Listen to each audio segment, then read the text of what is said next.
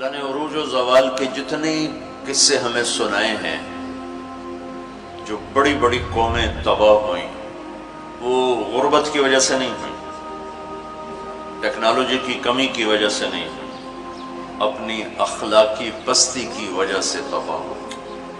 الم تر کیف فعل ربک بعاد ارم ذات العماد التي لم يخلق مثلها في البلاد، یہ ایک قوم۔ وثمود الذين جابوا الصخر بالواد، یہ ایک دوسری قوم۔ وفرعون ذی الاوتاد، ایک تیسری قوم۔ اللہ تعالیٰ کہہ رہے ہیں ذرا دھیان سے میری بات بھی سنو اور غور بھی کرو کہ تمہارے رب نے قوم عاد کے ساتھ کیا کیا، جن جیسا تیرے اللہ نے بنایا ہی نہیں تھا۔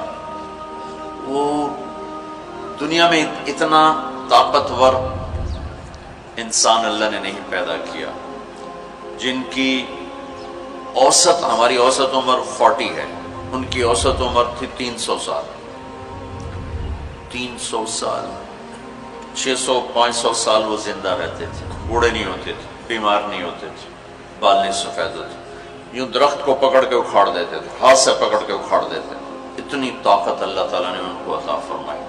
اللہ تعالیٰ فرماتے ہیں یہ کیوں ہلاک ہو گئے؟ سخر علیہم 7 لیال وثمانیۃ ایام حسوما فتری القوم فیہا سرعا کأنہم اعجاز نخل خاویہ فہل تری لہم من باقیہ۔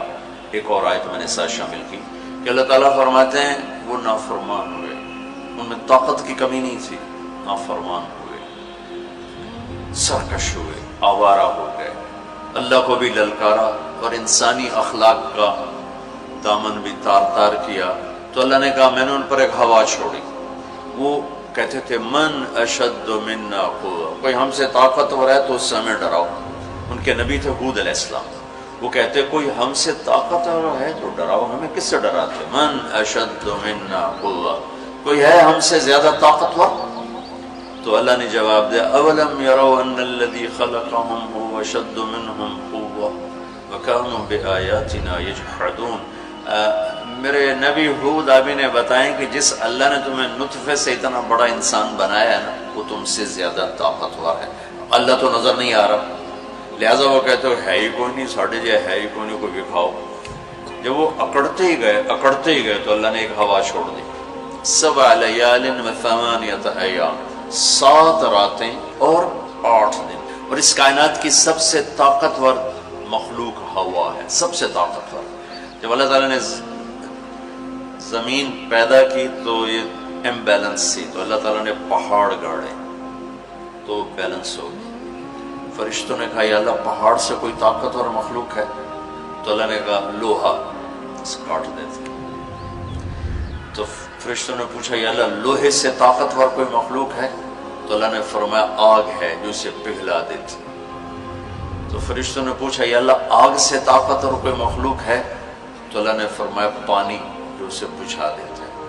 فرشتوں نے پوچھا یا اللہ پانی سے طاقتور کوئی مخلوق ہے؟ تو اللہ نے فرمایا ہوا ہے جو اسے بخارات بنا کے اڑا دیتی۔ تو ہوا اس کائنات کی اللہ نے سب سے طاقتور مخلوق بتائی ہے۔ اب عجب بات بتاؤں، فرشتوں نے پوچھا یا اللہ ہوا سے بھی طاقتور کوئی چیز ہے؟ آپ حیران ہوں گے سن اپنے نبی کی بات۔ تو یا اللہ ہوا سے بھی طاقتور کوئی مخلوق ہے؟ اس کائنات میں ہوا سب سے طاقتور چیز۔ اللہ نے کہا میرے بندے کا میرے نام پہ ایسے خرچ کرنا کہ کسی کو پتہ نہ چلے کہ اس نے خرچ کیا، ایسے دے کہ کسی کو پتہ ہی نہ چلے۔ تو اللہ نے کہا کہ یہ میرے بندے کا میرے نام پہ خرچ کرنا یہ اتنا طاقتور عمل ہے کہ ہوا بھی اس کے آگے جھک جاتی ہے، چونکہ یہ عمل میرے غصے کو بجھا دیتا، میرے غصے کو ٹھنڈا کر دیتا۔ اللہ کے غصے کو ٹھنڈا کرنے والی چیز اللہ کے نام پہ خرچ کرنا۔ مسلمان کنجوس نہیں ہوتا، بخیل نہیں ہوتا۔ تم لوگ کمال سمجھتے دوسرے کی جیب سے کھانا، کیونکہ ہم اس دور سے گزرے، دوسرے کی جیب سے کھانا۔ اور اللہ تعالیٰ کمال دیکھتا ہے کہ اپنی جیب سے کھلا، خود بھوکا رہ کے اوروں کو کھلا۔ ایک دفعہ شیطان ملا کسی عابد کو، تو اس نے کہا آج جو پوچھو گے نا سچ بتاؤں. شیطان کہ اچھا ایک بتا دے تیرے یار کتنے, تیرے دوست کتنے؟ کہنے لگا 3. کون؟ کہ ایک جو غصے والا, غصہ تو سب میں ہے, جس کو غصے پہ کنٹرول نہ ہو, پھٹ جاتا ہو پھٹ جاتا ہو پھٹ جاتا ہو. غصہ سب کو آتا ہے, کھوتے نو غصہ آ جاتا ہے انسان تو انسان. غصہ آنا نیچرل ہے, نہ آئے تو پریشانی کی بات ہے. غصے کو پینا نہیں, برداشت نہ کرنا, اس سے معاشرہ ٹوٹتا ہے. تو اس نے کہا غصے والا بڑا اچھا میرا یار ہے پکا. دوسرا نشہ کرنے والا, شراب پینے والا میرا بڑا گھاٹا یار ہے. اور تیسرا بخیل کنجوس میرا بڑا یار ہے. اور اگلی عجیب بات بتاؤں کہ اگر بدقسمتی سے یہ تینوں باتیں کسی میں اکٹھی ہو جائیں کہ وہ کمبخت غصہ بھی میں بھی پھٹتا ہو, شراب بھی پیتا ہو, بخیل بھی ہو, شیطان اس کا مرید ہوتا ہے اور وہ پیر ہوتا ہے, وہ ایسی خطرناک بلا بن جاتا ہے. مسلمان کا صدقہ عادت ڈالو بچوں, خرچ کرنے کی عادت ڈالو. سخی کا کبھی ہاتھ تنگ نہیں ہوگا, اللہ اس کو اپنے خزانوں سے دیکھا. لیکن آج کل ماں باپ سکھاتے ہیں گنجائش کرو گنجائش کرو, جمع کرو جمع کرو, کجیاں میں پیسے ڈالو. اور تم اللہ کے نام پہ لگانا سیکھو, اللہ تمہیں وہاں سے دے گا جہاں سے وہم و گمان بھی نہیں. انفق ولا تخش من ذی العرش اقلالا, خرچ کر اور عرش والے سے تنگی کا ڈر نہ کر. اس مراد فضول خرچی نہیں, اللہ کے بندوں پہ خرچ کرنا, ضرورت مندوں پہ خرچ کرنا. تو اللہ کے نام پہ صدقہ اس کائنات کی سب سے طاقتور چیز, جو کہ ہوا کو بھی سے اوپر اللہ نے بیان کیا, اور اللہ نے کہا یہ تیرے رب کے غصے کو بجھا ٹھنڈا کر دیتا. اللہ نے ہوا چھوڑی اور اس قوم کو تہس نہس کر دیا. ان کے قد ہوتے تھے 50 فٹ 60 فٹ 40 فٹ کے قد ہوتے تھے, تو ہوا نے ان کو ایسے اٹھایا, بگولا چلتا رہا ایسے ہی, تو آپس میں ان کے سر ٹکراتے تھے, ٹھا ٹھا ٹھا ٹھا ٹھا ٹھا, یہاں تک ان کی کھوپڑیاں پھٹ گئیں, ان کے دماغ نکل گئے. پھر اللہ نے پٹک کے زمین پر مارا, دھڑ الگ ہو گئے, سر الگ ہو گئے. اس کے پیچھے تباہی کی وجہ نہ پیسے کی کمی نہ ٹیکنالوجی کی کمی. مستوجب وَثَمُودَ الَّذِينَ جَابُوا الصَّخْرَ بِالْوَادِ. پھر اللہ نے کہا ایک اور قوم آئی جنہیں پتہ چلا کہ ہود علیہ السلام کی قوم پر ہوا چلی تھی, لہذا ہم کیا کریں گے, پہاڑوں میں گھر بنائیں گے.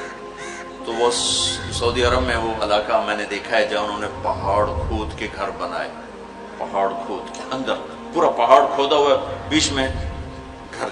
وہاں کہ یہاں تو ہوا آ نہیں سکتی, ہوا پہاڑ کو کہاں سے اٹھائی, لہذا وہ مستی میں آ گئی. وَثَمُودَ الَّذِينَ جَابُوا الصَّخْرَ بِالْوَادِ. پھر وہ للکارنے لگے, لیا ہوا لیا ہوا.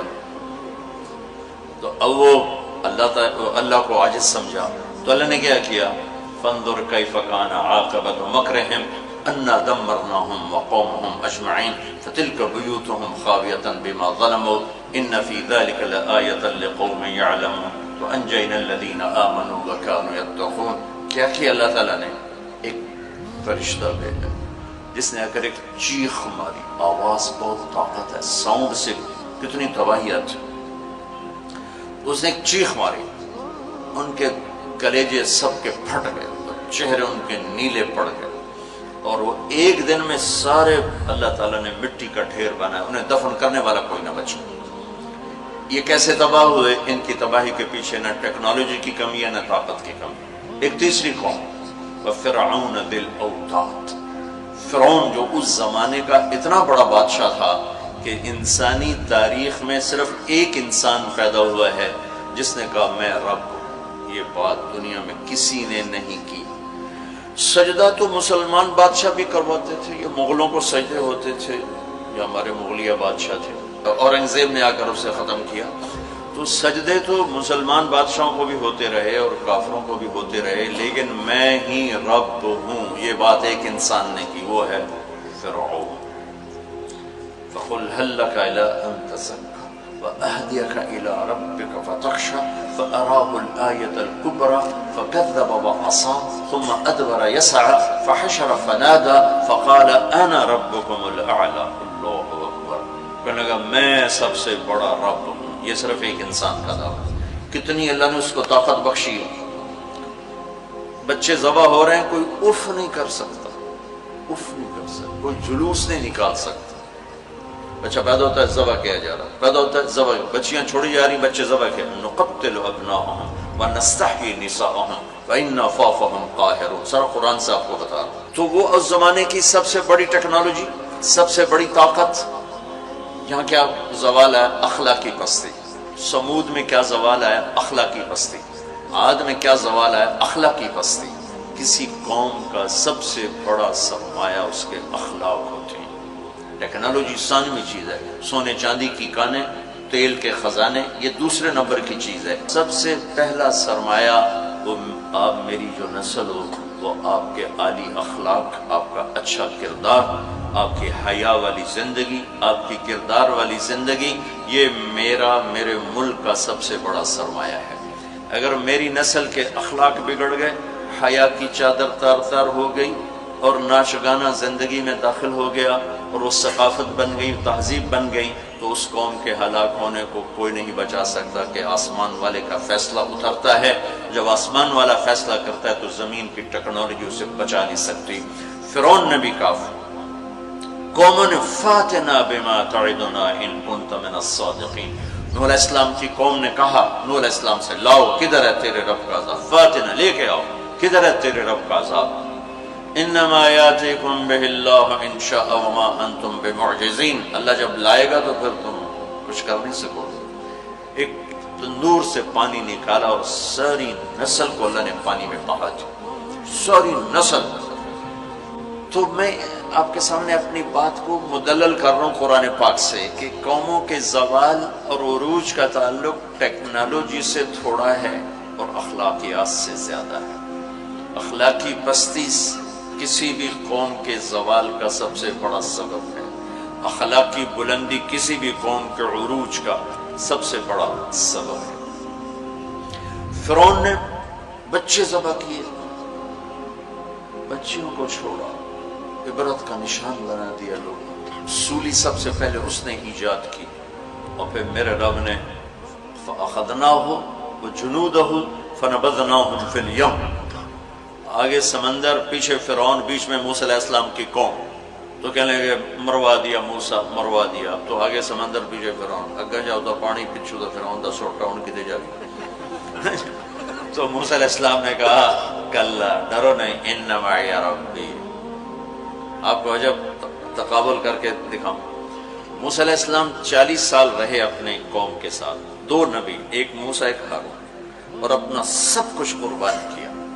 جب آگے سمندر دیکھا، پیچھے فرعون دیکھا، تو انہیں نہ موسیٰ یاد رہے نہ ہارون یاد رہے، انہیں اپنے پڑ گئے، انا لمدرکون، موسیٰ مروا دیتے سن، یا آپ ہمارے رسول ہیں، آپ ہمارے نبی، آپ کا کیا بنے گا، کوئی فکر نہیں، ہارون کا کیا، سانو اپنی پہ گئے، ان مروا دیا تو انہیں موسیٰ، تو انہوں نے کہا کلا ان معی ربی سیہدین، ہرگز نہیں، میرا اللہ میرے ساتھ ہے، مجھے راستہ دکھائے گا۔ لیکن کلا میں ایک اشارہ ہے کہ پھر تمہیں مرنا ہی چاہیے، یا تمہیں فرعون مارے یا تمہیں پانی مارے، لیکن چونکہ میرا اللہ میرے ساتھ ہے تو انشاءاللہ مجھے راستہ ملے گا، تمہیں بھی مل جائے گا، میری تو فیض تمہیں بھی مل جائے گا۔ تو جب وہ بالکل قریب آ گیا تو اللہ نے کہا فضرب بعصاک البحر، لاٹھی مار۔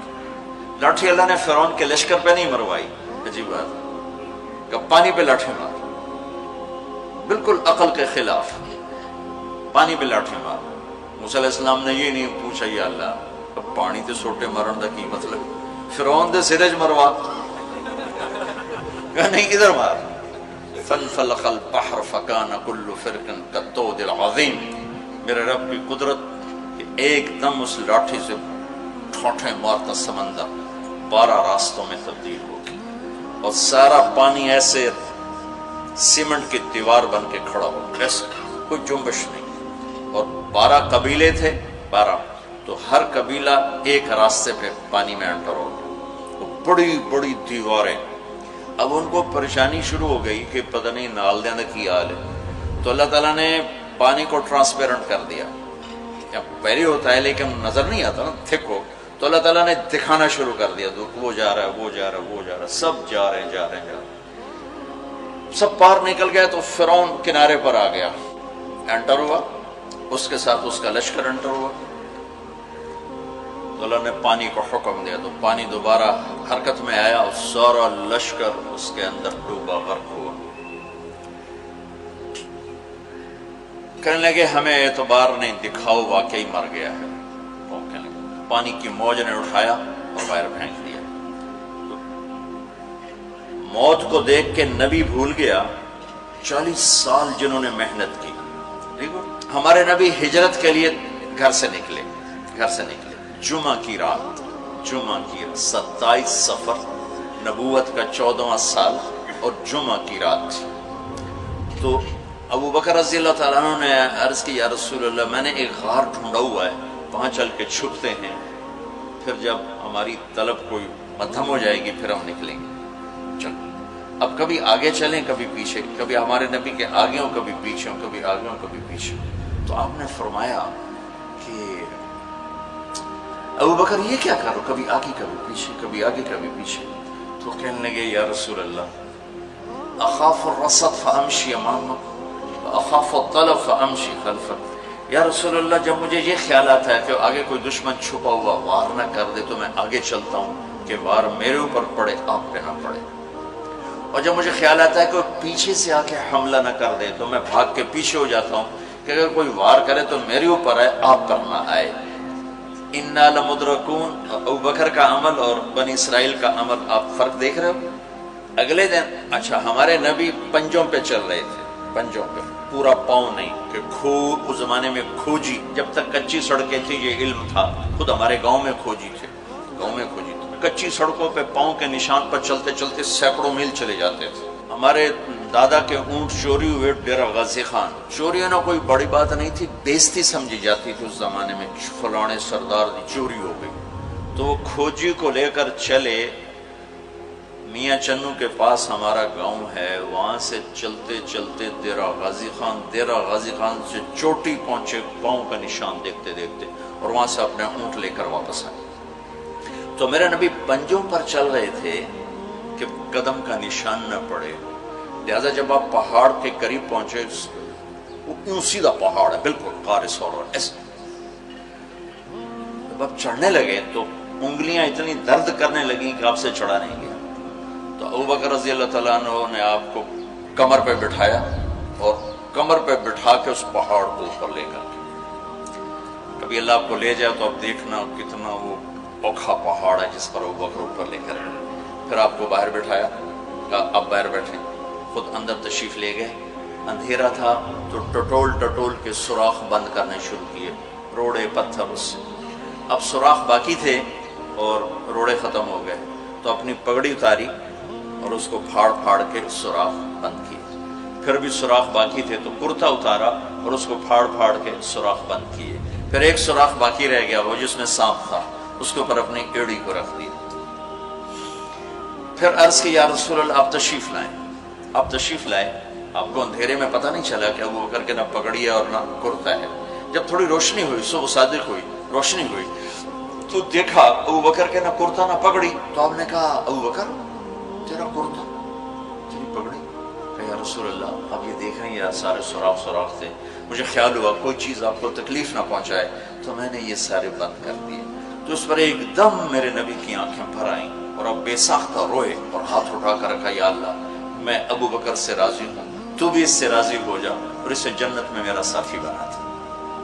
تو فوراً جبریل آئے اور عرض کی یا رسول اللہ تعالیٰ فرما رہے ہیں کہ ہم ابو بکر سے راضی ہیں اور جنت میں آپ کا ساتھی بنانے کی بشارت دیتے ہیں۔ بنو اسرائیل کہہ رہے ہیں مروا دیا، اور ابو بکر کیا کر رہے ہیں آپ کو تقابل کر کے بتا۔ پھر اگلے دن قریش کا کھوجی صرف انگلیوں کو پہچانتا غار سور کی طرف چل پڑا۔ جب وہ چلے تو میرے رب کا غیبی نظام حرکت میں آیا۔ اللہ نے ایک بیل اگائی، وہ کافی کھلی جگہ ہے، بیل اگائی، بیل، اس کے شاخوں کے اندر اللہ نے مکڑیوں کو حکم دیا، انہوں نے جالا بنا دیا، ایک کبوتری نے آ کے انڈے دے دیے۔ کھوجی ٹھیک دروازے پہ لے کے آ گیا، کا پاؤں کا نشان یہاں تک۔ تو اب ابو بکر کے دل پہ کیا گزر رہی تھی وہ قرآن بتاتا ہے۔ بنو اسرائیل کے دل پہ کیا گزری قرآن نے کہا انہیں اپنی پڑ گئی، اپنے نبی کی بھول گئی۔ لیکن جب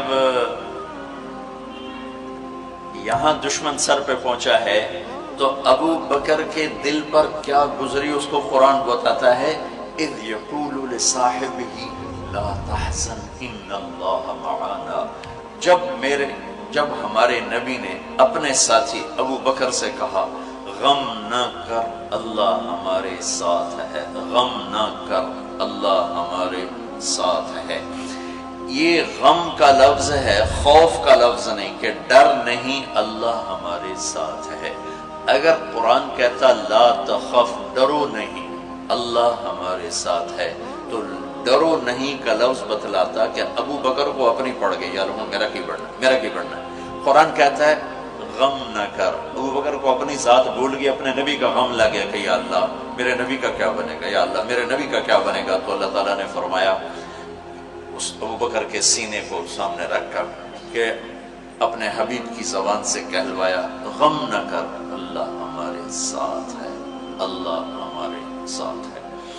پھر دونوں امتوں کا فرق بتانے لگا۔ بنو اسرائیل نے سمندر پار کیا، فرعون کو غرق ہوتے دیکھا، اور ایک نبی آگے ایک پیچھے، دو رسولوں کے درمیان جا رہے ہیں، اور آگے ایک بستی میں دیکھا مروا علی قوم یعکفون علی اصنام لہم، وہ ایک بتوں کی پوجا کر رہے تھے۔